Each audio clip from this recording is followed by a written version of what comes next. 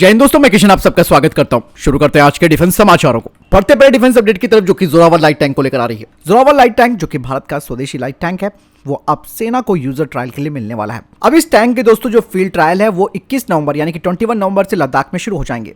और अभी तक इसका जो परीक्षण किया गया है वो रेगिस्तानी इलाके में किया गया है, जहां ये जो टैंक था वो अपने मानकों पर खरा उतरा है। कहा जा रहा है कि लद्दाख के न्योमा में जोरावर लाइट टैंक का ट्रायल किया जाएगा 21 नवंबर से 15 दिसंबर तक। इस दौरान दोस्तों टैंक की फायर पावर, इसकी मोबिलिटी, प्रोटेक्शन के क्राइटेरिया देखे जाएंगे और ये ट्रायल अगर पूरे हो जाते हैं तो अगले साल भारतीय सेना को जोरावर लाइट टैंक मिल जाएगा, वो भी यूजर ट्रायल के लिए। ये टैंक आप सब जानते हैं कि 25 टन का है और हाई एल्टीट्यूड वॉरफेयर के लिए इस टैंक को स्पेशली तैयार किया जा रहा है। बढ़ते नेक्स्ट अपडेट की तरफ दोस्तों, रशिया ने एक घातक हथियार की पेशकश भारत को कर दी है। रशिया की जो रूबिन डिजाइन ब्यूरो है उसने स्पेशली भारतीय नौसेना के लिए अपने एक इनोवेटिव हाइब्रिड वेसल का कॉन्सेप्ट सामने रखा है, जिसका नाम border and offshore submersible sanitary है, यानी कि बॉस। बॉस प्रोजेक्ट में दोस्तों सबमरीन के जो फंक्शंस हैं और साथ ही साथ जो सरफेस पेट्रोल वेसल के फंक्शंस है वो आपस में मर्ज होंगे, जिसका इस्तेमाल शांतिकाल और कॉम्बैट रोल दोनों में किया जा सकता है। यानी कि इसका इस्तेमाल भारतीय नौसेना और कोस्ट गार्ड कर सकती है। इसकी लंबाई 72 मीटर है।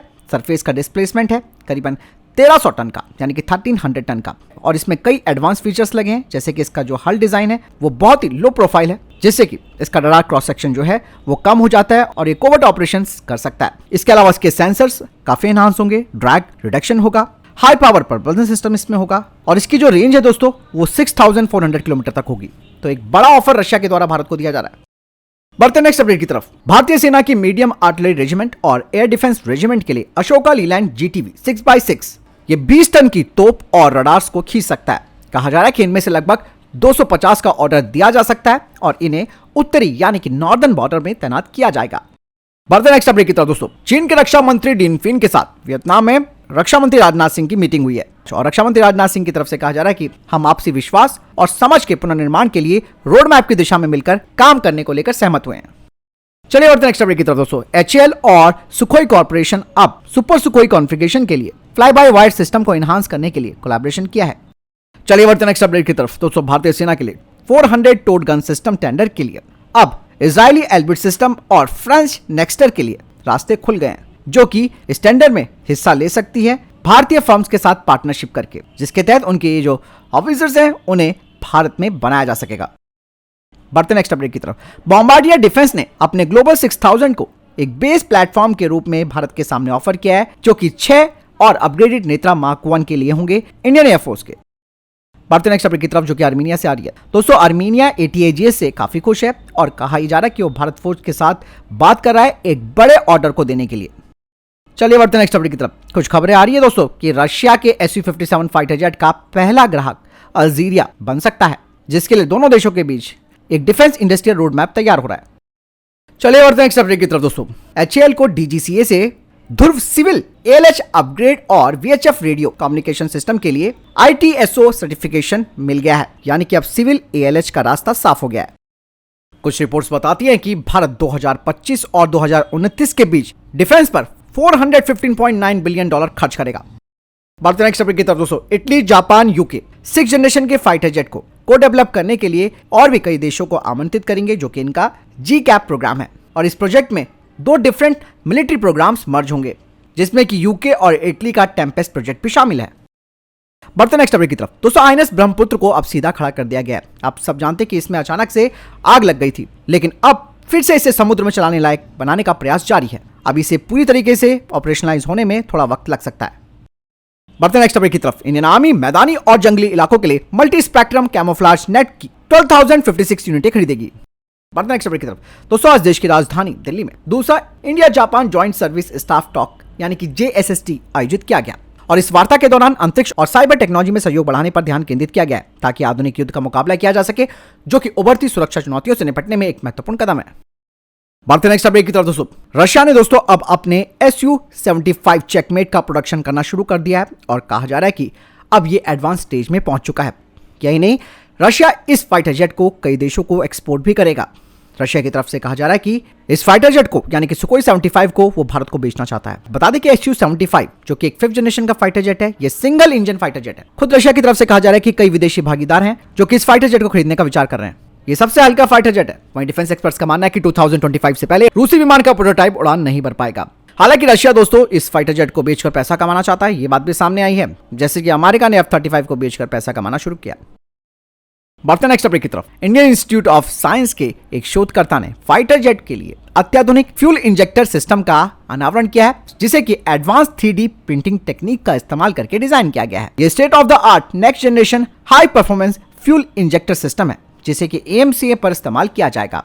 बता दें कि ये जो हाई शेयर फ्यूल इंजेक्टर है वो कंबंशन एफिशिएंसी में एक क्रांतिकारी बदलाव लाएगा मिलिट्री एविएशन के क्षेत्र में, और ये छोटी ईंधन बूंदों का यानी कि स्मॉल फ्यूल ड्रॉपलेट्स को प्रोड्यूस करने की अपनी क्षमता के साथ ऑप्टिमल कंबंशन को सुनिश्चित करता है, जिसे कि एडवांस मीडियम कॉम्बैक्ट एयरक्राफ्ट के लिए बहुत ही जबरदस्त सिस्टम माना जा रहा है।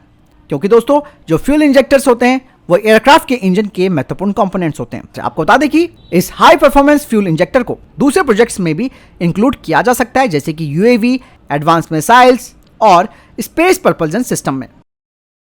बढ़ते नेक्स्ट अपडेट की तरफ दोस्तों। S-400 की एक जबरदस्त ताकत सामने आई है।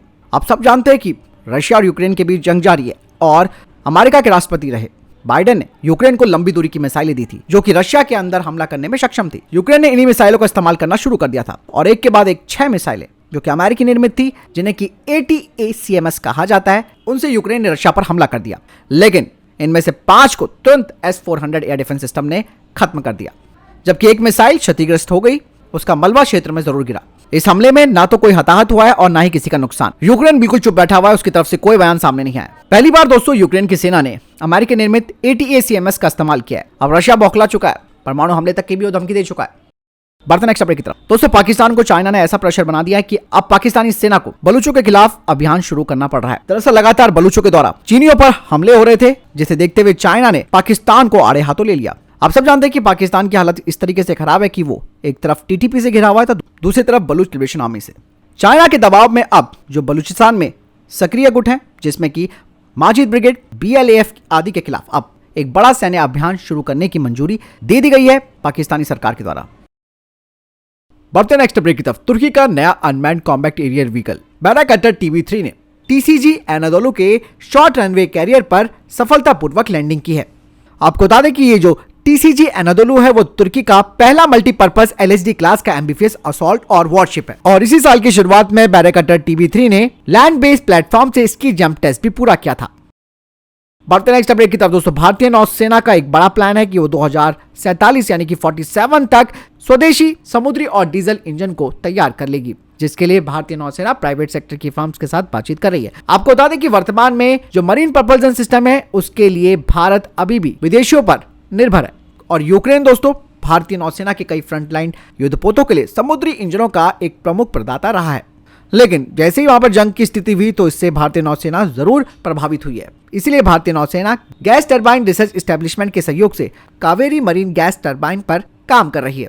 इसके अलावा भारतीय नौसेना छोटे जहाज और जो ऑक्सिलरी वेसल्स हैं उनके लिए स्थानीय रूप से निर्मित डीजल इंजन विकसित करने के लिए निजी क्षेत्रों के साथ सहयोग की संभावनाएं तलाश रही है। आपको बता दें कि एक बार ये पूरा प्लान स्वदेशी रूप से तैयार हो जाता है तो भारतीय नौसेना के अपने जहाजों का जो रखरखाव के लिए जो डाउन टाइम है वो कम होगा और लाइफ साइकिल कॉस्ट भी कम होगी। फिलहाल इतने देखिए टॉप डिफेंस अपडेट। वीडियो के सामने कोई प्रश्न जवाब आपको किसी सवाल कमेंट सेक्शन में लिखकर जरूर पूछ सकते हैं। वीडियो को लाइक और शेयर जरूर कीजिएगा। जय हिंद, वंदे मातरम।